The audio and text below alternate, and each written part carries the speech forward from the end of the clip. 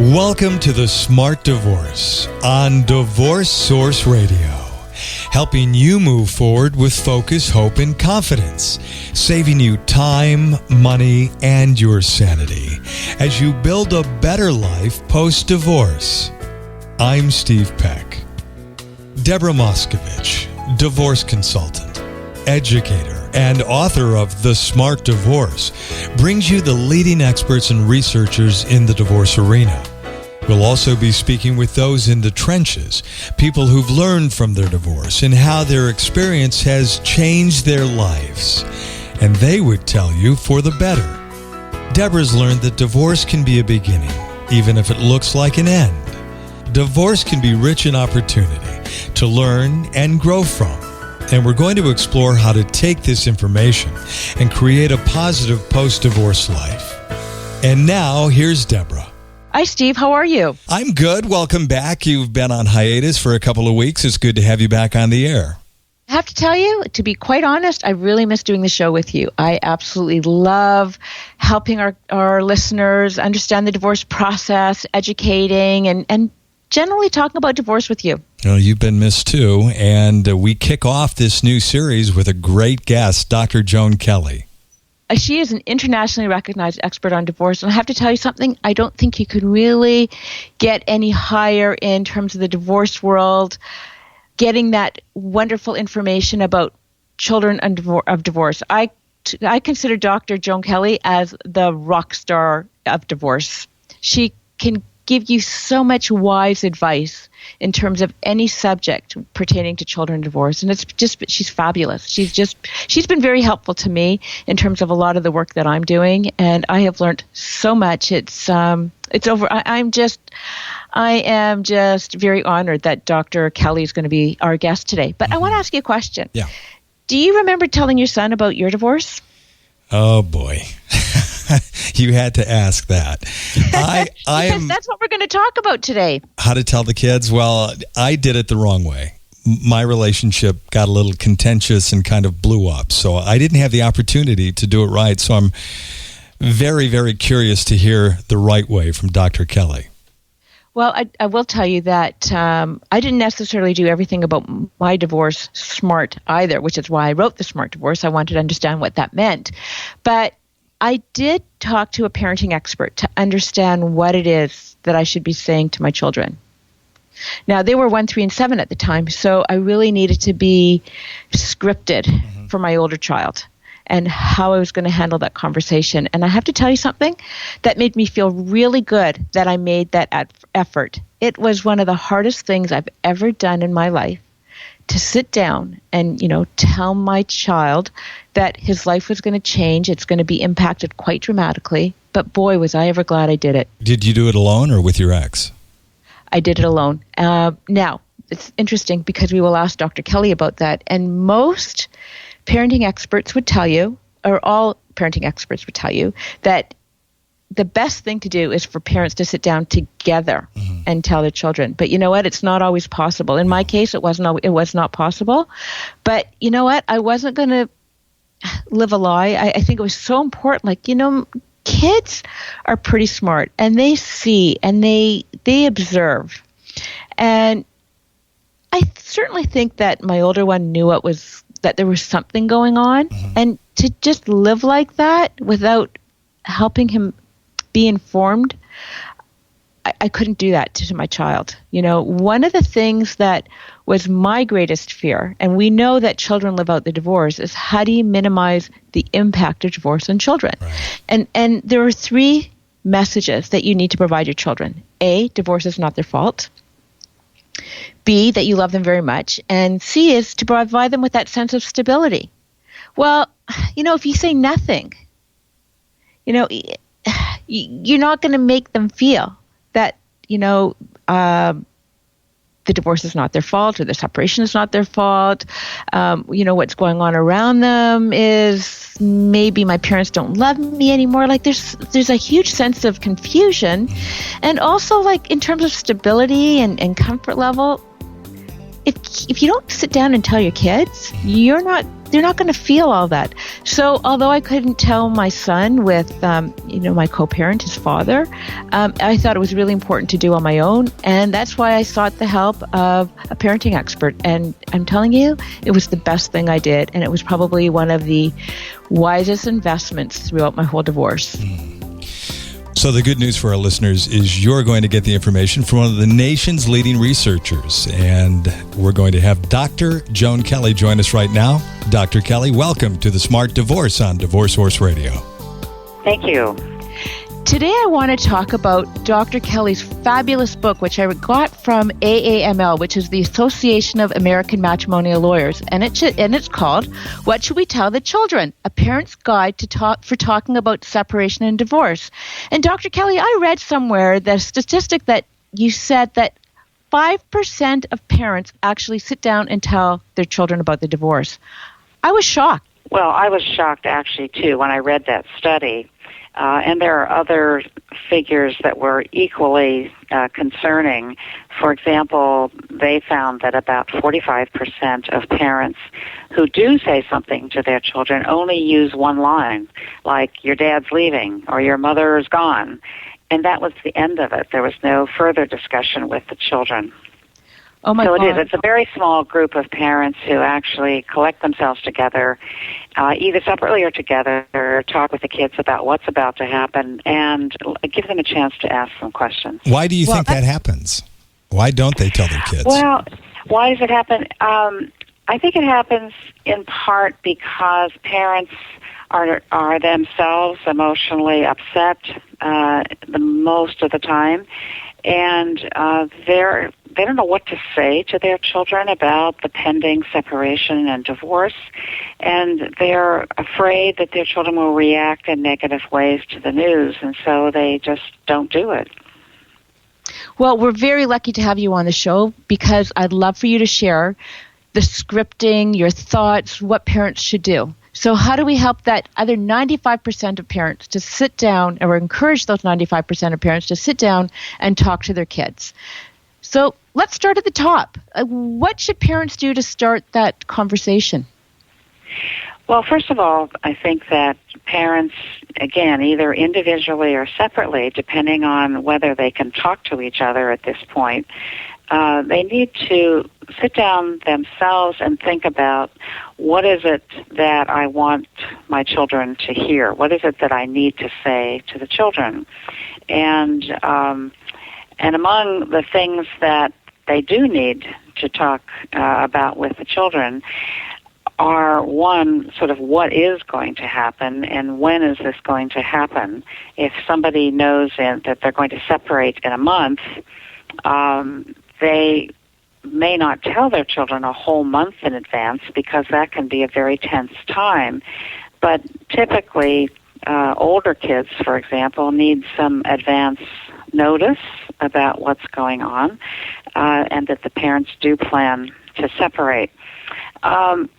Children need to find out, how will this affect me?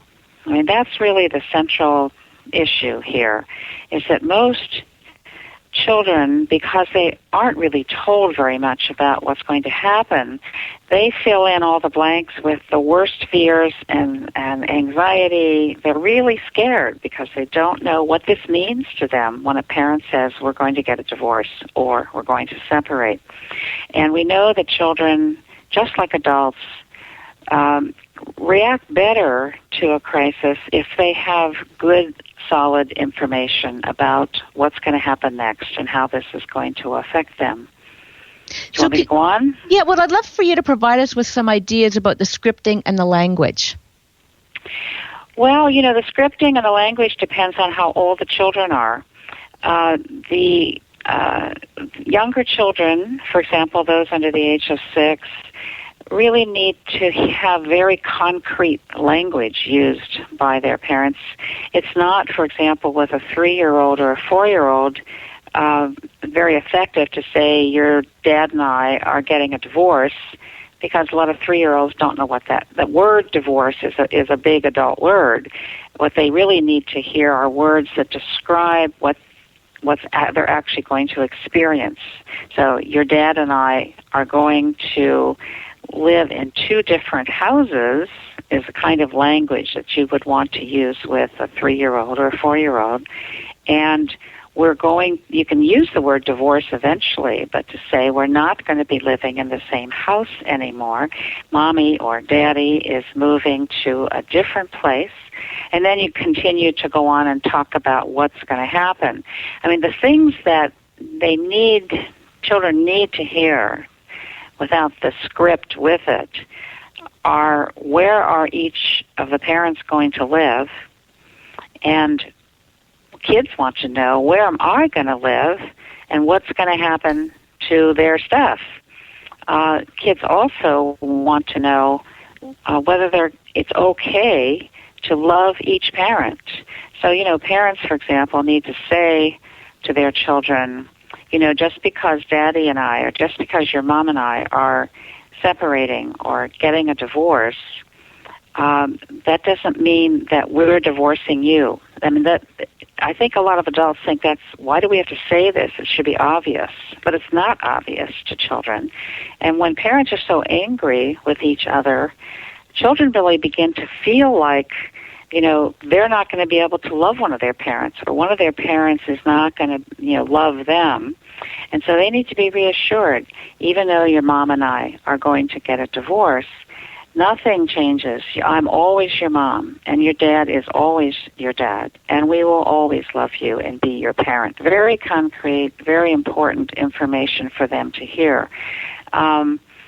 And kids need to know things like, well, who's going to continue to take care of them? A little 4-year-old, the parents were telling her about the separation, and they had prepared and they had consulted with me about what to say to their 4-year-old and their 2-year-old. And they got through the whole thing. She said, but who's going to take care of me? It's a central issue, particularly for young children. Mm-hmm. And so for them, they told her that her babysitter and her, would continue to take care of her during the day, and that Mommy and Daddy, or we, are still going to take care of you when each of us are with you. I can ramble on here. There's a lot of information. I think it's so important. I think the first thing, though, Dr. Kelly, don't you agree that parents should tell their children together if they can? If parents, it is preferable for parents to sit down first, work out what it is that they're going to say. If necessary, actually write down the things that each of them want and need to say, and sort of create their own script. Because people are so anxious about this that it's easy to forget. And so if parents make a list of the things that they want to say and then sort of divide them up, and then find a time when the kids are like not rushing off to soccer or just ready to start a big homework assignment, but find a time when they can sit down with them. It's not like it takes 2 hours. It can be a 15-minute thing. It can be even 10 minutes. It depends on the family and how much communication has existed in the family about talking about things. Doing it together is preferable, because then the kids hear the same thing and the parents are assured of what each other is saying it. Doing it separately is necessary when there's been violence, when the conflict is so high that one or the other parent can't trust that they're going to keep themselves under control, because it's important for parents not to shout and scream and yell while they're talking to their kids.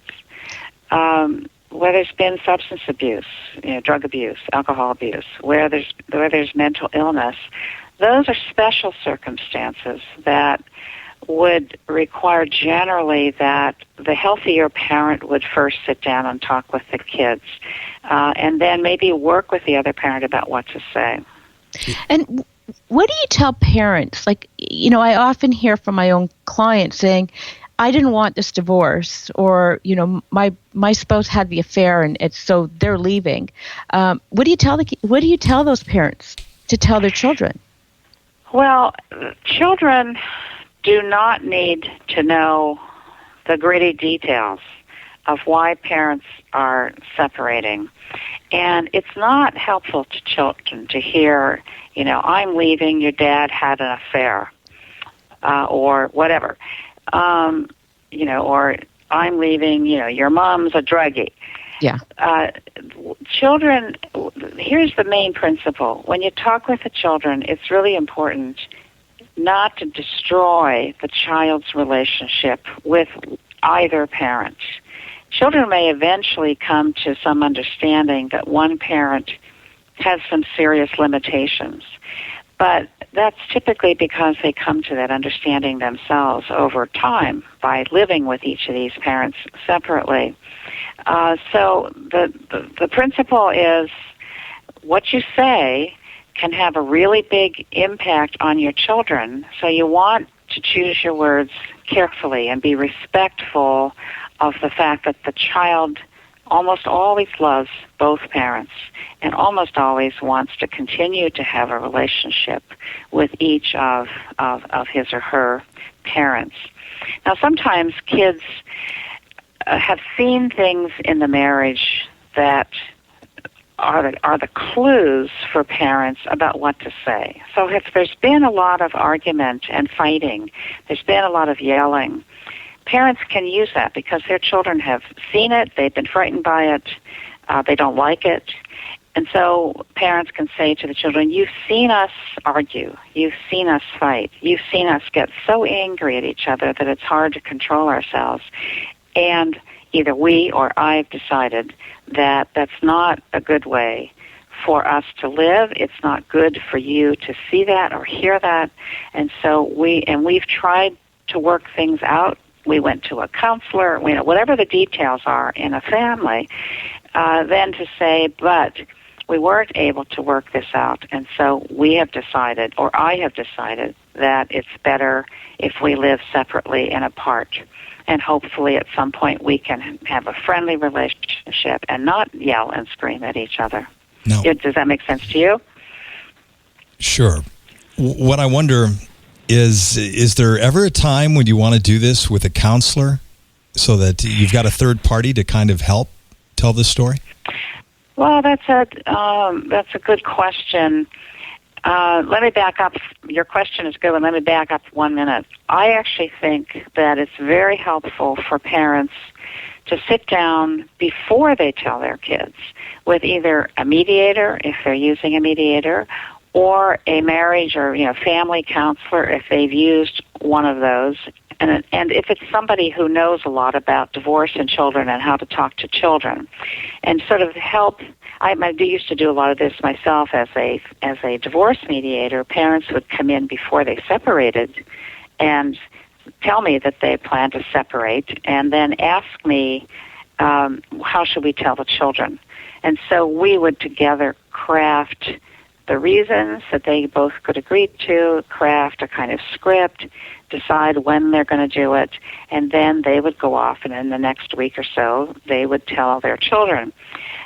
Sometimes it's hard to find a person like that. They have to be professionals who understand that preschool children, for example, need very concrete language. They have to understand how to deal with the anger of older kids. Sometimes adolescents and children, 10 to 12, are actually very angry when their parents tell them. Part of that anger is because they're afraid, and it erupts as anger. But if they can find the right person that they trust and who knows a lot about children and knows sort of the details of what the children need to know, I think it can be very helpful. Now, your question, should you do it with a counselor? I think the same thing applies. If the counselor was your therapist who really doesn't specialize in talking with children, doing therapy or counseling with children, it may or may not be a good idea because that person is a stranger to the child. But I think that's an individual decision. Parents if they feel like they need help, they should go out and find the right person to help them. And I guess one of the ways that a parent can go out and find those resources is asking their family law lawyer if they've started to work with a lawyer. Yes, they can, if the family lawyer has those kinds of resources. Many of the very experienced family law lawyers who work exclusively in the divorce and child custody area do have people that they know are good at doing this. People who do custody evaluations, people who do child therapy, people who specialize in seeing families during and after divorce. So yeah, that's a good person to ask. And otherwise ask around. Yeah, I think that's so helpful. How do you help your children if they saw a loving relationship? If there's conflict, it's easy for children to understand why mommy and daddy can't live together anymore. But when there's a loving relationship, when everything was really hush-hush and behind closed doors, how do you help your children see that there was a problem in the relationship and mommy and daddy might still love each other, but they can't live together anymore? That seems harder. Well, that's difficult. The fact is, I would say it's fairly unusual that both parents still love each other, excuse me. Right. It is more typical that one parent is still in love with the other parent, and is very upset about the separation. But I think that I will also say that if the parents say to the child, we're divorcing, but we still love each other, it's a pretty difficult message for children to deal with. It's, well, if you love each other, why are you doing this? Mm-hmm. It makes no sense at all. Adolescents say, well, that's really stupid, Yeah. But I think the for me, better language is to say, we've been very unhappy with each other. We just, don't get along. We've tried to be friends with each other and in front of you, but it's hard to stay together when you feel very unhappy with your partner all the time. And so, I think it's okay for a parent to say, I made the decision to separate. It was my decision because I decided it was going to be better for all of us if we separated. But parents can say, when we got married, we loved each other, but now we don't, if that's true, Right. And many things change. We've changed. We love you dearly. That's never going to change. We're always going to be your mom and your dad. So it's a harder message, when the children have seen a civilized partnership. The fact is, a lot of parents, the reason for their divorce is that there's been a gradual growing apart, a loss of love, a loss of intimacy, and they've been living in a more platonic relationship that no longer holds sort of emotional value for one or both parents. And that's a fairly common reason that parents decide to separate. And that's a harder one for kids to deal with because what they saw was a pretty good relationship, and they often saw some good parenting on the part of the parents, so they don't get it. So does that mean that it affects their outlook on what relationships or what good relationships are? Because all of a sudden they realize, nothing is for sure anymore. Yeah, sounds very confusing. Well, I think that particularly probably with teenagers and preteens, I think that it may inject some doubt in terms of, if I thought they had a good relationship, how can I trust any of my own relationships? Right. That is an issue. And the other thing that I want to say is that a parent doesn't have to complete this whole process of telling the children about the divorce in the first sitting. What I've learned in dealing with people, and from the research that we did years ago, was that the parents would tell the children, and the kids would react, sometimes crying, sometimes upset, anxious, sometimes very angry, and then they sort of go away and begin to think about it, and maybe they then circle back and say, well, but what's that part about? I don't get what you're saying about this, and then somebody can explain again. So they keep kind of filling in their questions. And so telling the children about the separation and or the divorce is a process that goes on over time. It's not a one-time event. And I think that's a really important thing for parents to understand. Yeah, absolutely. As children continue to have questions, as they kind of come to grips with the reality of what's going on. Now, you asked me to talk about scripting. Yeah. When they talk to the kids. I mean, I think it's important for kids to have parents say initially, for now, you're not going to change schools. You'll still be able to go to the same school. You still have your same friends. We still have your same activities. You can still play soccer or hockey. And so for the next 6 months or a year, nothing's going to change. After that, we may need to move, but we don't know yet. But it's okay to tell children that. Mm-hmm. Now, sometimes parents have to move fairly quickly because of resource issues, of not having enough money, that they have a lot of money tied up in a house, for example. But if they don't know, they can say, we don't yet know what's going to happen, but certainly, if we can, we want you to be able to stay in the same school and be able to do all the things you're currently doing.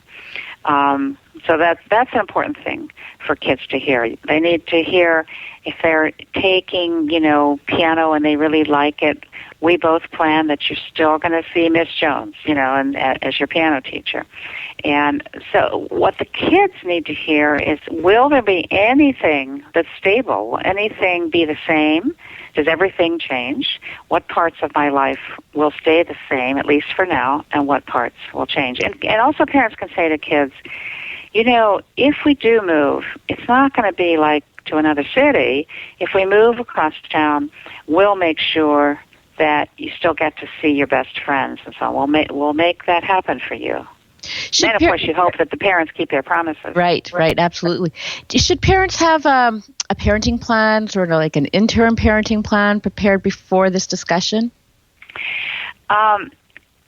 It's really helpful if the parents sort of know what's, several things. If they know where one of the parents is going to live, if somebody's moving out, it's helpful if they have some idea of what the parenting plan, or in other words, the plan for how much time the children will spend with each parent and when they'll be over at each parent's house. On the other hand, so that they can tell the kids that, so that they might be able to say at that first or second meeting, your dad's going to be moving out.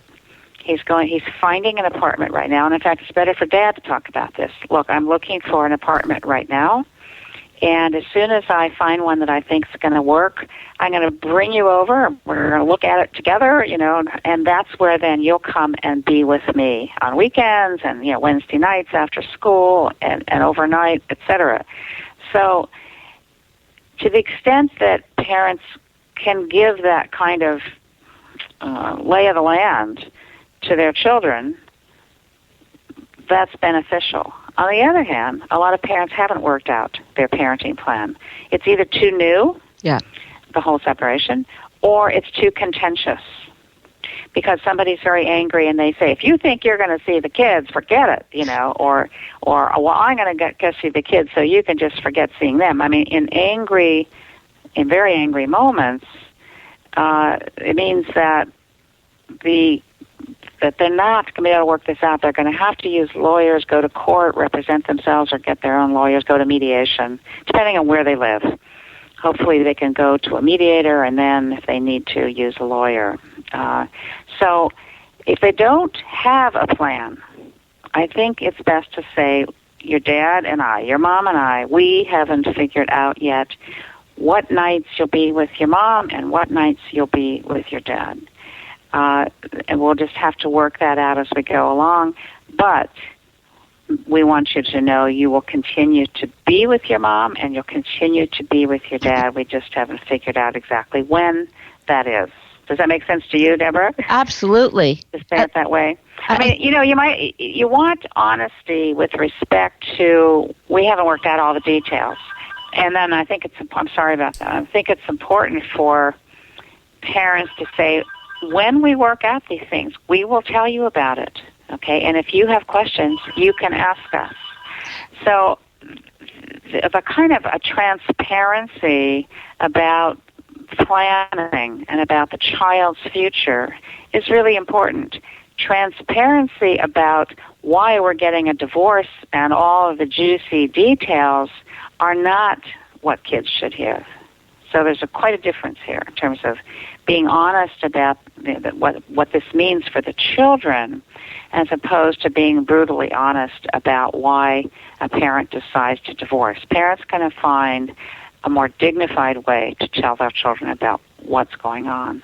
I used an example in this booklet about a dad who says to his child, you remember when Mom went to the center because she was having a big problem with using drugs, and then she came back and things are going well, and I was really happy about that, but now she's having trouble again, and I've decided this is not a good way for you to live and for me to live.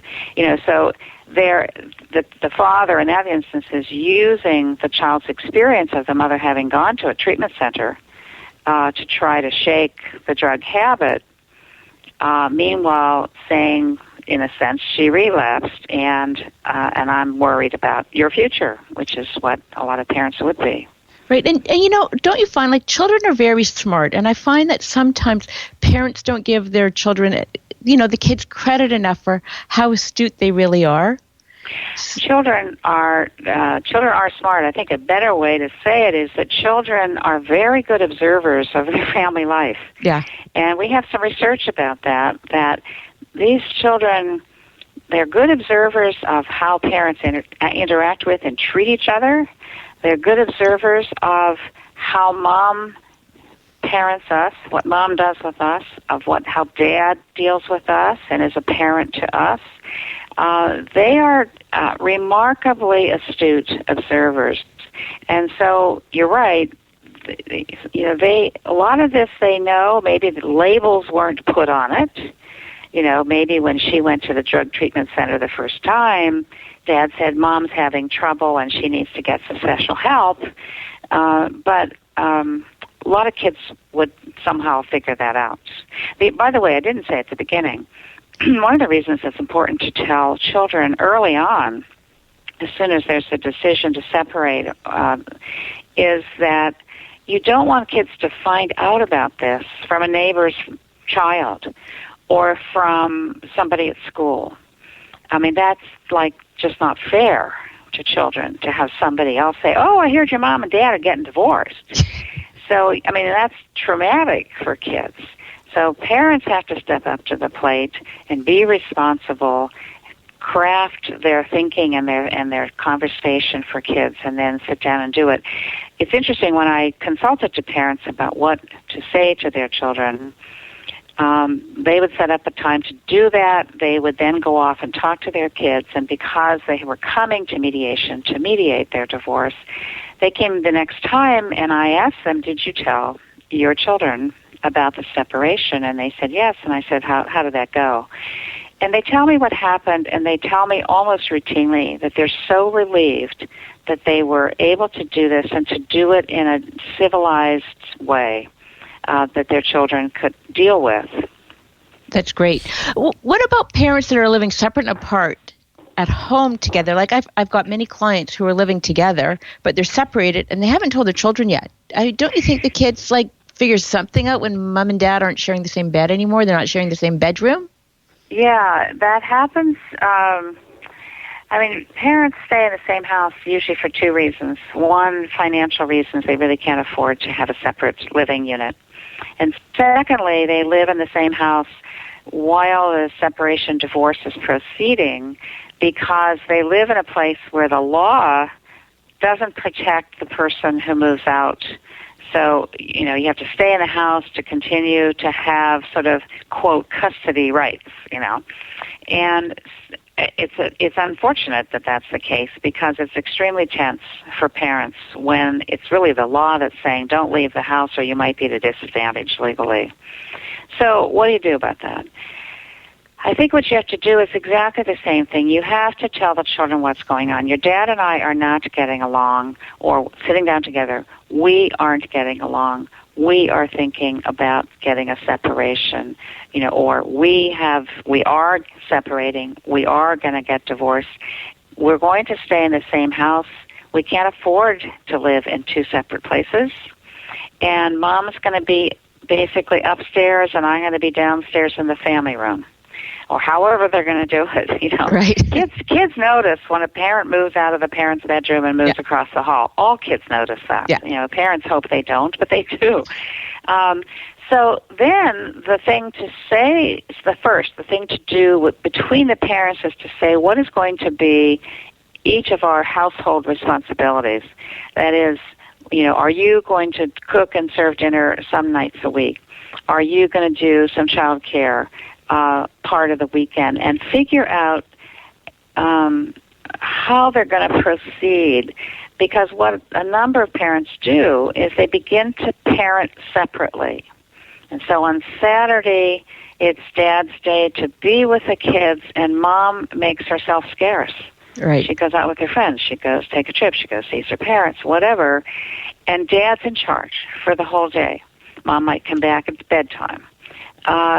They also tend to divvy up just responsibilities from the standpoint of who's going to be paying the bills and who's going to, you know, do this and how are we going to take messages for each other. Sort of important things that'll make this go more smoothly. What you don't want is for children to be living in sort of a hostile refrigerator environment, you know, where it's so cold, it's so chilly, when the parents pass each other, that the kids are upset and tense, and particularly if they don't know what's going on.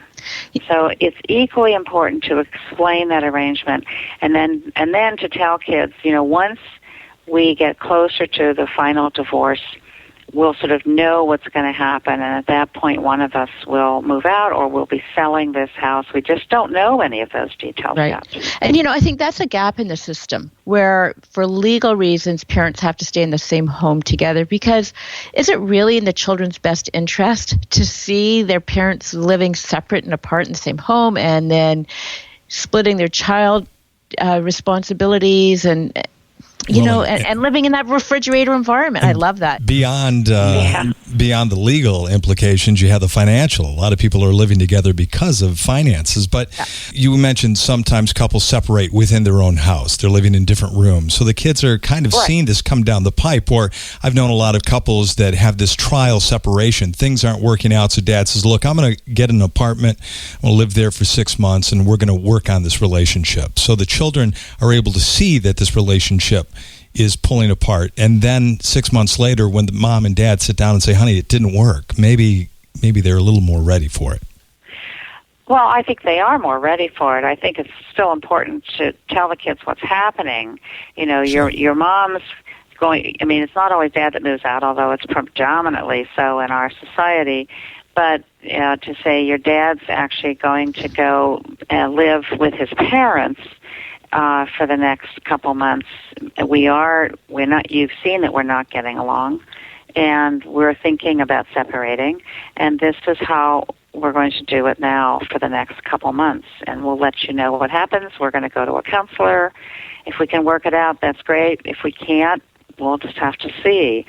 So the kids actually starting at that instant begin to feel like it's not going to happen, that they aren't going to get back together again. But many are very hopeful, of course, and so they keep looking at parents for signs of improvement or signs of civility between them or signs of huge amount of anger. So they're sort of reading the temperature all the time. Right. But, you know, there's no perfect way to separate and divorce as far as kids are concerned. It's typically a difficult time for most kids. It's a crisis, no matter how you're doing it. But what's important here is to help the kids cope with the enormous changes in their life by letting them know as best possible what's happening to them and how this is going to affect the children. And then as things change, to say, look, how are things going with you? Or your mom and I have decided that we're actually going to have to sell this house. Here's what we're thinking now. So keeping kids appraised will help them cope with it a lot. And I guess that's what you need to do, like after the conversation, just to keep the conversation opportunities open so that your children are feel comfortable coming back to you with more and more questions. Well, yeah, and I think parents need to explicitly say to their children, we're just starting this conversation. I hope that as you think of questions or things you're worried about, that you'll come and talk to either one of us, because we know it's difficult, we know it's confusing. So it's good, it's important for parents to make it known that they're open to conversation, even if it's painful. One of the reasons that parents don't want to talk to their kids is they're afraid they'll cry during the conversation, with the initial conversation with their children. Right. And my response to that is, it's okay. If you're going to cry, it's okay to cry. And you can say, look, this is upsetting for me. This is not something that I thought we would do, but, here we are. And your kids may cry with you, or they may be alarmed that you're crying, but it's okay because it's exactly honest. And as long as you have this kind of script, it helps you sort of get through so you know sort of how you need to proceed. Now, what about after the conversation if you start noticing some behavioral changes in your children? What would you advise parents to do at that point? Well, first of all, parents need to know what to expect with their children. And in this booklet, I only very briefly touch on that because that wasn't the topic here. But there are a lot of good books out there written for parents about children's responses to divorce. And that is their most common responses to separation and divorce. And I use the word separation, by the way, because a number of parents are separating who have lived together but not married. Mm-hmm. And that is an equally demanding situation for parents and equally challenging for the children if somebody's lived with a partner for 10 years. Absolutely. Yeah, so that's why I keep using the word separation and or divorce. Now, generally, the responses of children to separation and divorce are somewhat age-related. Adolescents and preteens, kids from 10, 11, and up, are, for example, more likely to be very angry at one, if not both parents, and to feel like, like you've robbed me of my childhood. You're ruining my senior year in high school. So they're angry about it. They are still anxious and fearful. They still need to know just the same thing, but you are more likely to see more acting out and more anger, more shouting on the part of the older kids, and be prepared for that. It's not abnormal. Younger kids, for example, kids 6, 7, 8, are frequently very sad about the separation, and particularly young boys are very sad, sometimes even depressed, because it is the father that most often moves out, and they are very upset that their dad's not around, assuming that dad's been an okay parent and the child, has spent a lot of time with that parent. A lot of the preschool kids, the major issue with children 3 and 4 is that they are more likely to assume that they've done something wrong, that they have caused this divorce. And it has to do with their immature thinking, and the fact that at 3 and 4, children are very egocentric, and they think that the world revolves around them. And so if last week they kicked their mom in the shins during a tantrum, now they think, is it because I kicked you that you're moving out or you're divorcing daddy or whatever? So children at these ages, 3, 4, 5, need to be reassured that that you, in fact, kids of all ages, but especially preschool, there's nothing that you did that caused this. This divorce is not about you. You weren't the reason for this divorce. And sometimes kids will come back around, the 4-year-old, and say, well, maybe daddy left because, I didn't pick up the room when he told me to. So sometimes I'll test it out, and en route to finding out whether, in fact, they caused this divorce. The fact is, while I think the popular myth is that children feel they've caused the divorce, mm-hmm. the research doesn't support that. Generally, children, particularly those 7, 8, and up, do not think they've caused their parents' divorce. They, particularly the 8 and ups, 9 to 18-year-olds, they sort of look around them and they get it that there probably are some reasons for this divorce that absolutely have nothing to do with them. They've seen their parents interact. They've seen what's going on, and they don't tend to feel responsible. The children who are most likely to feel guilty and that they've caused the divorce are children who are actually already vulnerable, psychologically in trouble, some of them in therapy. So the more vulnerable children are sort of less resilient and are more likely to feel guilty that they had something to do with it. But all children need reassured. You didn't cause this. This is not about you. This is about your dad and I, or your mom and I. Right. Dr. Kelly, I could talk to you for hours, months, years.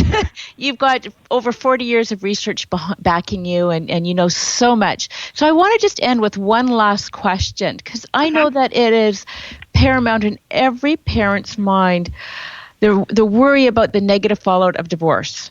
What can parents do to minimize all of the negativity of divorce that you hear about in the media? Pregnancy and drinking and, You're talking about in the kids themselves? Yeah. There is more acting out and, more impulsive behaviors. Yes, kids are more at risk. There's no question about it when their parents divorce. However, we have also learned from research that there are important factors that protect kids from the negative effects of divorce. One of them is good parenting, and it's especially important going through separation and after divorce for parents to provide loving, good parenting. The problem is that it's often very difficult to do because anger toward the other parent and conflict toward the other parent, we know diminishes the quality of parenting that's available to children. Parents are sort of more absorbed with their own stuff. They don't have as much time for their kids. They don't spend as much time with them. They're more harsh in their discipline.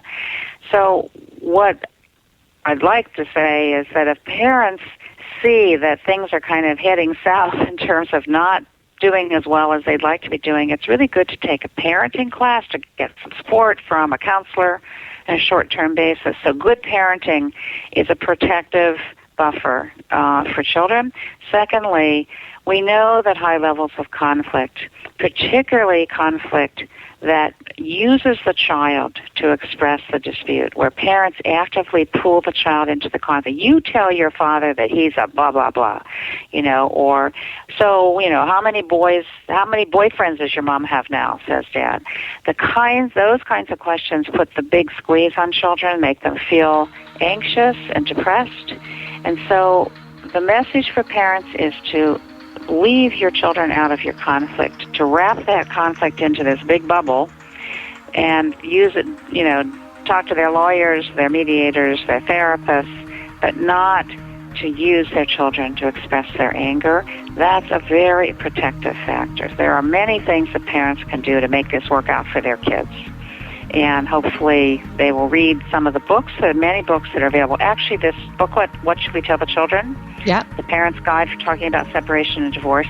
In the back of that booklet, there's a very good list of books for parents and books for children of different ages, including adolescents, and also software programs and so on. So the resources are out there, and when parents kind of help themselves and take divorce education programs, which many family courts offer, or that are offered in the community, it really improves things for children. And I think that's what all parents want, is that their children turn out well in the end and are not negatively affected by their separation or divorce. Right. I'd also like to point out that parents who'd like to obtain this booklet can go to aaml.org.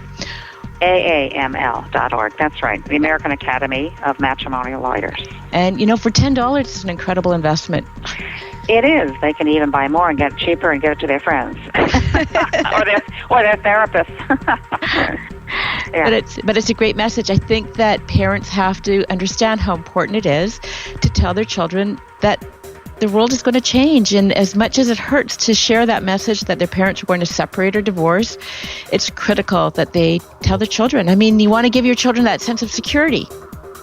That's exactly right. And I also know, Deborah, that you've developed a lot of materials that are helpful to parents. Thank you. Which are available. Through thesmartdivorce.com. Right. Mm-hmm. Thank you. Dr. Kelly, I want to thank you so much for your time. It's been really informative and educational. Thank you. I hope that it is useful. Okay. Good talking to you. Thank you. Wow, that was an incredible interview. I just hope that we're going to be able to increase the number of parents from 5% who tell their children about divorce to 95% or 100%. I mean, wouldn't that be amazing? Yeah, how about that 5%? That was surprising to hear. It was shocking to me because when I went through my own divorce, I made sure that I got the guidance that I needed to tell my son was 7 at the time. My other two were 1 and 3.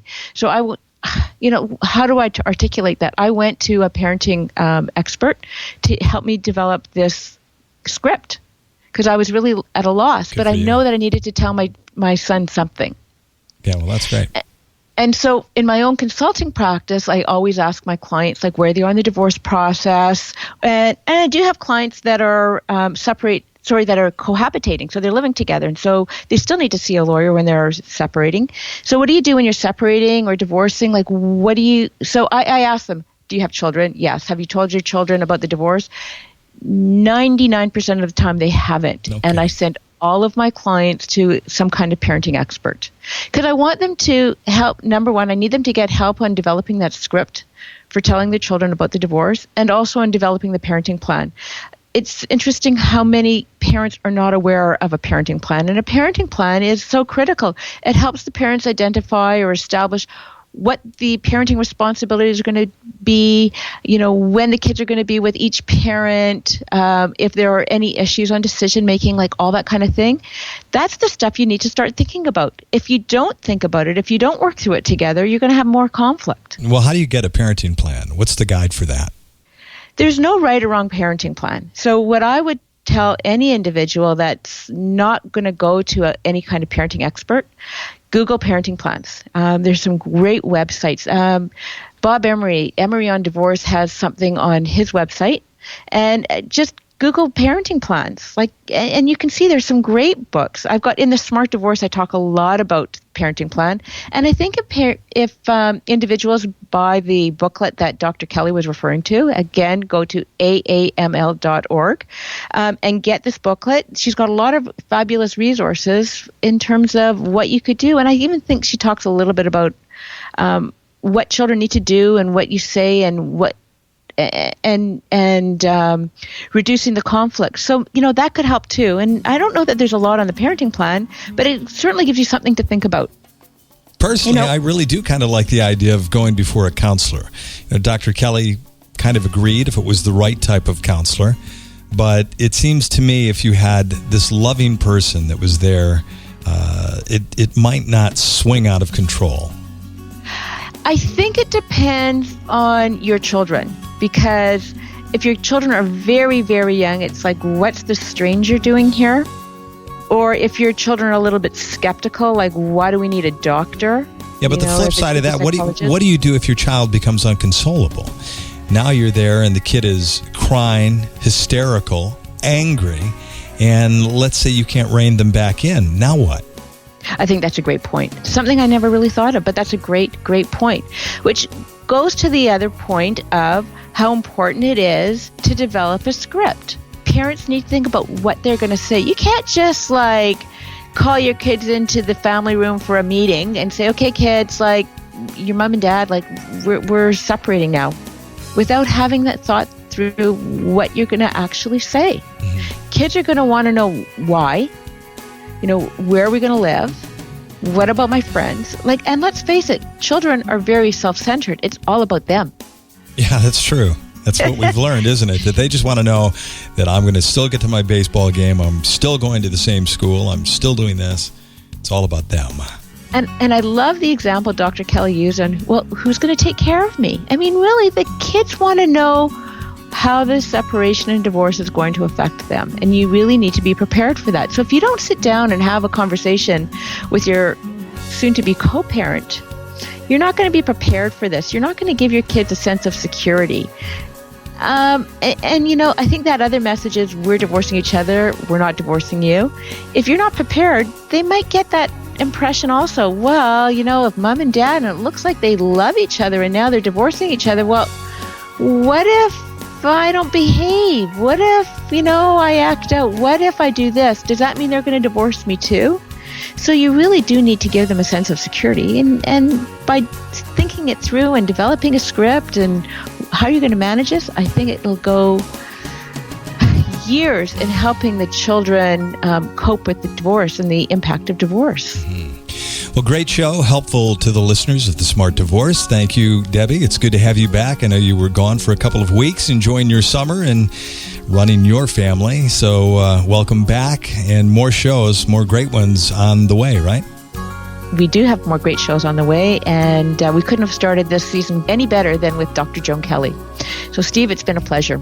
And if you'd like to contact us, you can write us at divorcesourceradio@gmail.com, or you can write our good friend Deborah Moskovich direct. What's your email address? info@thesmartdivorce.com. And thesmartdivorce.com has all kinds of resources, including Deborah's best-selling book, The Smart Divorce. All right, Debbie, we'll see you next time on the Smart Divorce Radio Show on Divorce Source Radio. Have a good one.